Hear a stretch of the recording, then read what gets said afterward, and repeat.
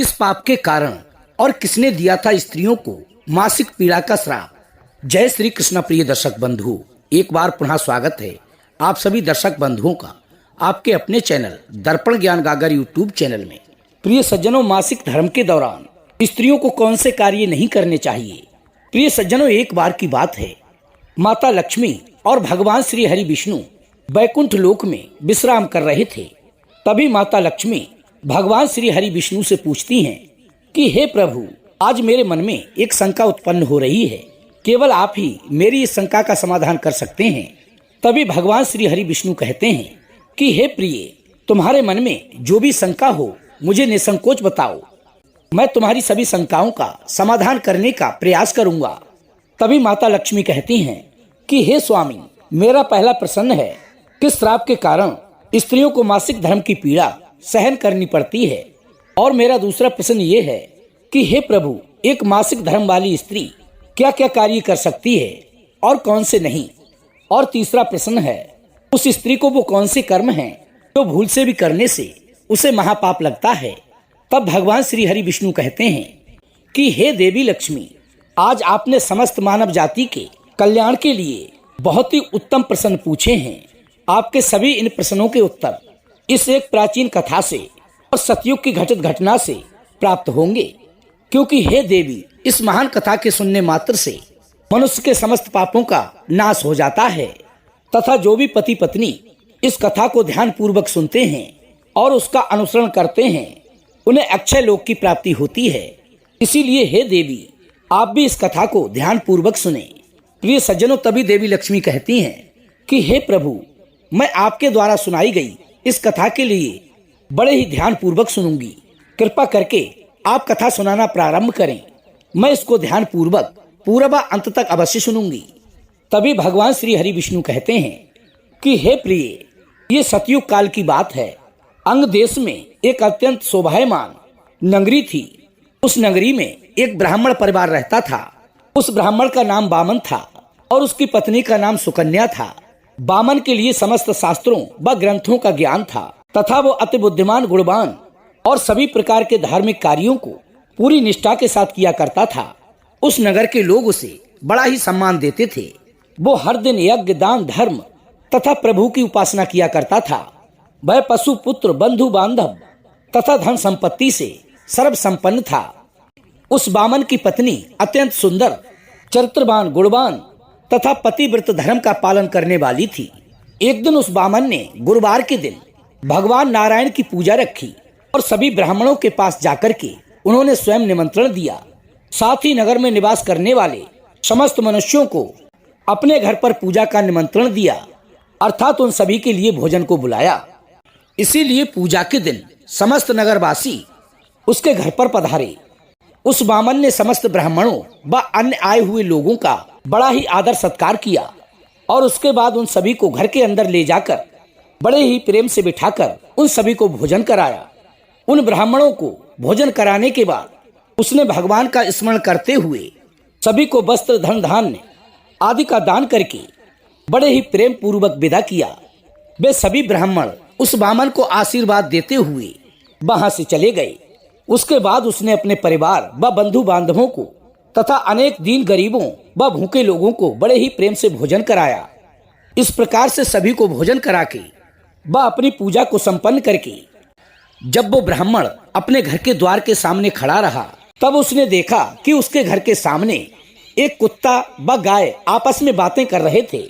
उस ब्राह्मण ने बड़े ही ध्यान पूर्वक उस कुत्ते व गाय की बातों को सुना तो उसको बड़ा ही आश्चर्य हुआ। प्रिय सज्जनों, भगवान श्री हरि विष्णु कहते हैं कि हे प्रिय, वह कुत्ता और गाय उसके ही पिता माता थे, जिन्होंने पिछले जन्म में कई प्रकार के पाप किए थे। इसलिए उन्हें इस जन्म में कुत्ता और गाय का जन्म मिला था। तभी वो वामन अपने मन ही मन विचार करने लगा, ये दोनों तो साक्षात मेरे माता पिता ही हैं, जो कि मेरे घर पर पशु बनकर आए हैं। किस कारण से इन दोनों को ऐसे विचित्र प्राणियों का शरीर प्राप्त हुआ। अब इनके उद्धार के लिए मैं ऐसा क्या करूं ताकि इनका उद्धार हो सके। प्रिय दर्शक बंधुओं, भगवान श्री हरि विष्णु माता लक्ष्मी को समझाते हुए कहते हैं कि हे प्रिय, इस प्रकार विचार करते हुए वो वामन गहरी चिंता में खो गया। उसने खाना पीना छोड़ दिया और रात को भी उसको बिल्कुल भी नींद नहीं आ रही थी, किंतु उसने अपने धर्म का पालन करते हुए प्रतिदिन ईश्वर का स्मरण किया। फिर एक दिन की बात है, अत्यधिक सोच विचार करने से एक रात गहरी निद्रा आ गई और उसके सपने में साक्षात मृत्यु के देवता यमराज जी आ गए। तभी उस वामन ने धर्मराज को देखते ही कहा कि हे मृत्यु के देवता यमराज, क्या अब मेरा अंत समय आ चुका है? कहीं इसीलिए तो आप मेरे पास नहीं आए हैं? भगवान श्री हरि कहते हैं कि हे देवी लक्ष्मी, वो यमराज मेरी ही आज्ञा से उस वामन के सपने में गए थे।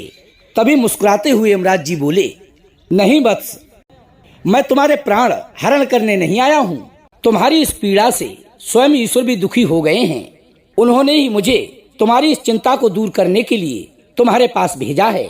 तभी वो वामन कहता है, प्रभु की लीला तो अपरंपार है। मैं तो धन्य हो गया जो कि मृत्यु से पहले मुझे यमराज के दर्शन हो गए। हे मृत्यु के देवता, फिर तो आप भी जानते होंगे मैं किस चिंता के कारण परेशान हूँ। अब तो आप ही मुझे इस दुख से बाहर निकाल सकते हो। मैं अत्यधिक चिंता में रहने के कारण बहुत ही दुर्बल और दुखी हो गया हूँ। तभी यमराज कहते हैं कि हे ब्राह्मण देव, तुम बिल्कुल भी दुख ना करो। तुम्हारी जो भी शंका है, अर्थात तुम्हारी चिंता का जो भी कारण है, मुझे निसंकोच बताइए। मैं अवश्य ही तुम्हारी उस शंका का समाधान करूंगा। तभी वो वामन कहते हैं कि हे धर्मराज, 4 दिन पहले मैंने अपने घर पर भगवान श्री हरि विष्णु का पूजन किया था तथा अनेक ब्राह्मणों व भूखे लोगों को मैंने अपने घर पर भोजन कराया और विधि पूर्वक भगवान का पूजन भी किया। इसके बाद मेरे द्वार पर एक कुत्ता और गाय आई थी। वे दोनों मेरे घर के सामने खड़े होकर आपस में बातें कर रहे थे। सबसे पहले उस गाय ने उस कुत्ते से इस प्रकार से कहा कि हे स्वामी, आज जो घटना घटी उसे तो सुनिए। हमारे पुत्र के घर में ब्राह्मणों के भोजन के लिए जब एक ग्वाला दूध लेकर आ रहा था, तभी आकाश में एक चील अपने मुंह में एक सांप को लेकर जा रही थी। उस मरे हुए सांप का जहर उस दूध लाने वाले ग्वाले के दूध में गिर गया था। जब हमारी पुत्र वधू उस दूध को ले रही थी, तब मैंने जोर के धक्के से अपनी बहू और उस विषैले दूध को नीचे गिरा दिया। मेरे धक्का दे देने के कारण बहू ने गुस्से में आकर मुझे खूब पीटा, जिससे मेरी कमर में बहुत पीड़ा हो रही है। इसी कारण से मैं बहुत कोशिश करने के बावजूद लड़खड़ा कर चल पा रही हूँ। अब मुझे ये पीड़ा बिल्कुल भी सहन नहीं हो रही है। गाय की बात सुनकर वो कुत्ता कहने लगा कि हे प्रिय, अब मैं तुम्हें अपने दुख का कारण बताता हूँ। आज पूरा दिन मैं इसी घर के द्वार पर बैठा रहा और हमारे पुत्र वामन ने सभी लोगों को भोजन कराया, किंतु इसने मेरे सामने एक रोटी का टुकड़ा भी नहीं डाला और ना ही मुझे जल पिलाया। इसी कारण से मैं बहुत दुखी हूँ। प्रिय दर्शक बंधुओं, इसके बाद वो ब्राह्मण धर्मराज से कहने लगा, इस प्रकार से अपने माता पिता को गाय और कुत्ते के रूप में ऐसा बोलते हुए सुनकर मुझे बहुत ही दुख हो रहा है। इसी कारण से मुझे रात भर नींद नहीं आई है। हर क्षण मुझे चिंता सताए जा रही है। मैंने अपने जीवन में कभी भी कोई पाप नहीं किया है, हमेशा धर्म के कार्य किए हैं, फिर भी मेरे माता पिता को इस प्रकार के कष्ट झेलने पड़ रहे हैं। कृपा करके आप मुझे बताइए, किन कर्मों के कारण मेरे माता पिता की ऐसी दुर्दशा हुई है और उनकी मुक्ति के लिए मुझे कौन से कार्य करने होंगे। तभी धर्मराज कहते हैं कि हे ब्राह्मण देव, तुम्हारे माता पिता ने अपने पिछले जन्म में घोर पाप किए हैं। उन्हीं पापों के कारण आज उनकी ऐसी दुर्दशा हुई है। तभी वो ब्राह्मण कहता है कि हे धर्मराज, किन पापों के कारण मेरे माता पिता की किन पापों के कारण मेरे माता पिता की ये दुर्दशा हुई है, मुझे बताइए। मैं इन बातों को विस्तार रूप से जानना चाहता हूँ। तभी धर्मराज जी कहते हैं, हे ब्राह्मण कुमार, अब तुम मेरी बात को ध्यान से सुनो। ये जो कुत्ता तुम्हारे पिता हैं, ये पिछले जन्म में आदि नगर के श्रेष्ठ ब्राह्मण थे। इन्होंने एक दिन एकादशी का व्रत रखकर भोजन किया। एकादशी के दिन इन्होंने दान धर्म भी नहीं किया और तामसिक भोजन जैसे कि लहसुन प्याज की सब्जी का सेवन किया था। इसने द्वार पर आई गाय और कुत्तों के लिए कभी रोटी का टुकड़ा नहीं दिया और इसने अपने पितरों का श्राद्ध भी विधि पूर्वक नहीं किया। और जब तुम्हारी माता का मासिक धर्म चल रहा था, तो तुम्हारे पिता ने उनके साथ शारीरिक संबंध बनाए थे और इसी पाप के कारण इन्हें इस जन्म में कुत्ते की योनि प्राप्त हुई है। अब तुम अपनी माता के बारे में सुनो। तुम्हारी माता ने मासिक धर्म में होते हुए भी भोजन बनाया। मासिक धर्म के दौरान ही इन्होंने भगवान और तुलसी पर जल चढ़ाया। इन्होंने इसी अवस्था में भगवान को भोग भी लगाया था और इसी दौरान इन्होंने गाय को रोटी भी खिलाई थी। इसी कारण से तुम्हारी माता को भी महापाप लगा है, क्योंकि मासिक धर्म के दौरान स्त्री 4 दिनों तक अपवित्र हो जाती है। प्रिय दर्शक बंधुओं, भगवान श्री हरि विष्णु कहते हैं कि हे देवी लक्ष्मी, अब तुम अपने प्रश्नों के उत्तर ध्यान पूर्वक सुनो।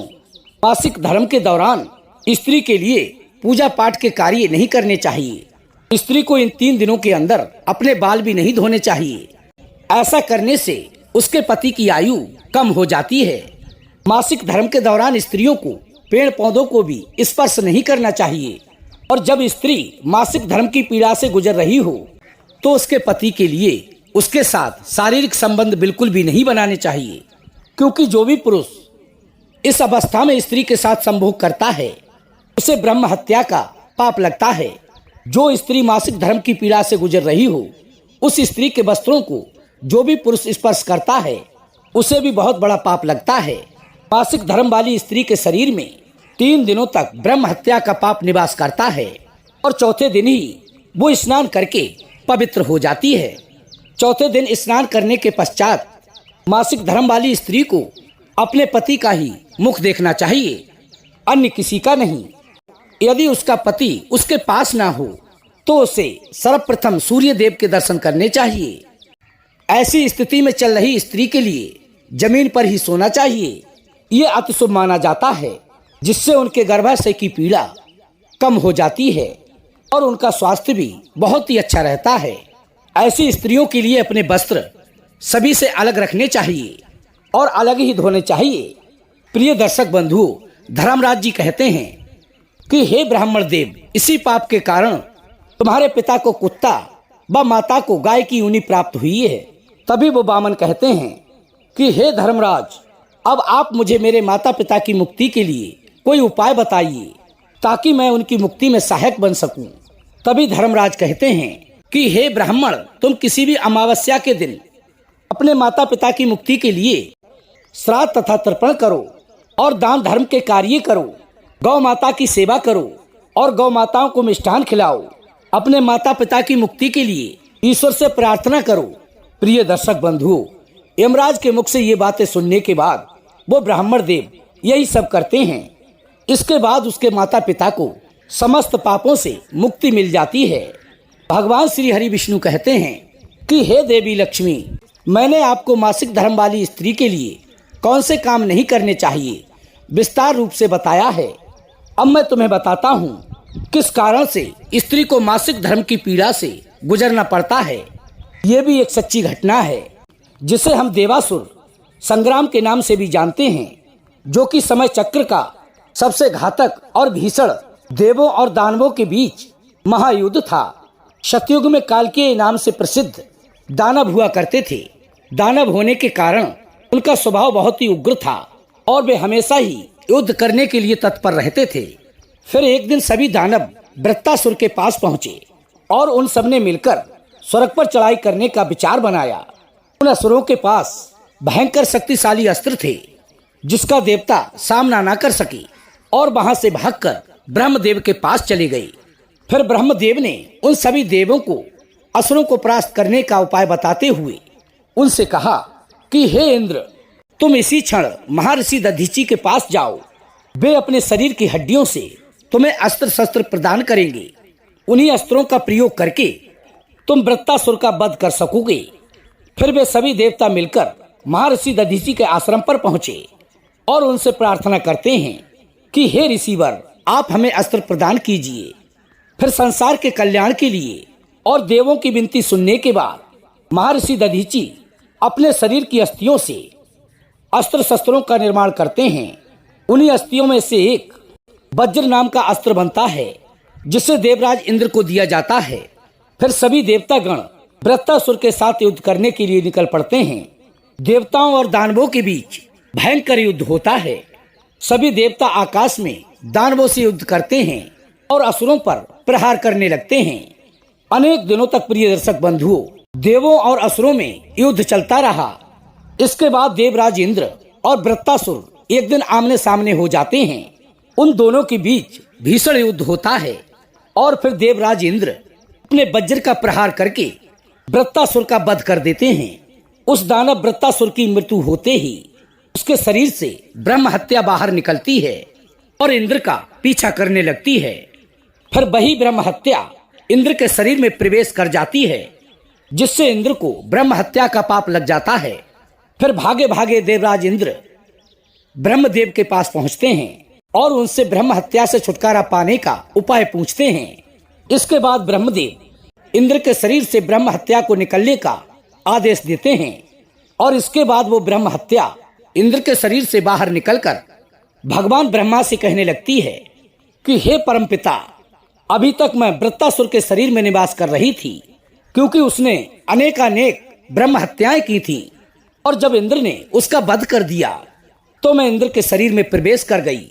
अब आप ही मुझे कोई उचित स्थान प्रदान करें ताकि वहां पर मैं सुखपूर्वक रह सकूं। प्रिय दर्शक बंधु, उस ब्रह्म हत्या की बात सुनने के बाद भगवान ब्रह्मा जी कहते हैं कि हे ब्रह्म हत्या, मैं तुम्हें उचित स्थान प्रदान करता हूं। उसी समय भगवान ब्रह्मा ने ब्रह्म हत्या के 4 भाग किए और उससे कहा कि हे ब्रह्म हत्या, तुम्हारा 1/4 भाग अग्नि के भीतर रहेगा। जो भी मनुष्य अग्नि को आहुति नहीं देगा तुम उसके शरीर में प्रवेश कर जाना, और तुम्हारा 3रा भाग जल के भीतर रहेगा।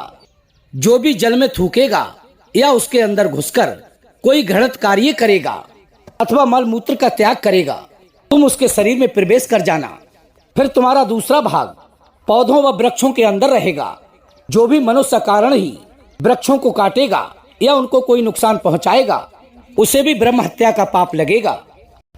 उसी समय ब्रह्मदेव ने अप्सराओं को बुलाया और उनसे कहा कि हे अप्सराओं, इस ब्रह्म हत्या का 1/4 भाग तुम ग्रहण कर लो।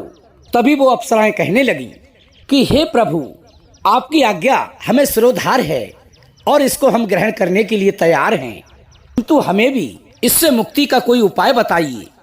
तभी भगवान ब्रह्मा कहने लगे कि हे अप्सराओं, जो भी पुरुष रजस्वला स्त्री के साथ संबंध बनाएगा उसके अंदर ये ब्रह्म हत्या स्वतः ही प्रवेश कर जाएगी। इस प्रकार से प्रिय दर्शक बंधुओं, ब्रह्म हत्या के 4 भाग हुए।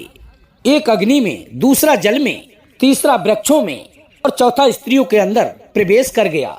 उसी ब्रह्म हत्या के भाग के कारण स्त्रियों को मासिक धर्म आता है, अर्थात स्त्रियों को मासिक धर्म की पीड़ा झेलनी पड़ती है।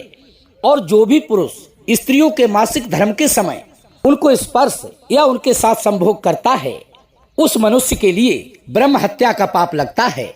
भगवान श्री हरि विष्णु कहते हैं कि हे देवी लक्ष्मी, इस प्रकार से मैंने स्त्री के रजस्वला होने के पीछे की कथा और रजस्वला स्त्री के लिए कौन कौन से कार्य नहीं करने चाहिए इसके विषय में हम आपको पहले ही बता चुके हैं। तभी माता लक्ष्मी कहती हैं कि हे प्रभु, आज आपने मुझे बहुत ही महत्वपूर्ण ज्ञान दिया है और मैं भी आपको इस बात का वचन देती हूँ, जो भी स्त्री मासिक धर्म के दौरान पूजा पाठ करेगी, धर्म के कार्य करेगी, तुलसी को जल देगी या पति के साथ संभोग करेगी, उसके घर में मैं कभी भी प्रवेश नहीं करूंगी। किंतु मेरी बहन अलक्ष्मी उस घर को गरीबी की ओर ले जाएगी। तो प्रिय दर्शक बंधु, इस प्रकार से स्त्रियों को मासिक धर्म के दौरान मेरे द्वारा बताए गए इन कार्यों को बिल्कुल भी नहीं करने चाहिए। आपको हमारे द्वारा बताई हुई ये कहानी कैसी लगी? यदि वीडियो पसंद आई हो तो वीडियो को लाइक करके चैनल को सब्सक्राइब कर लेना।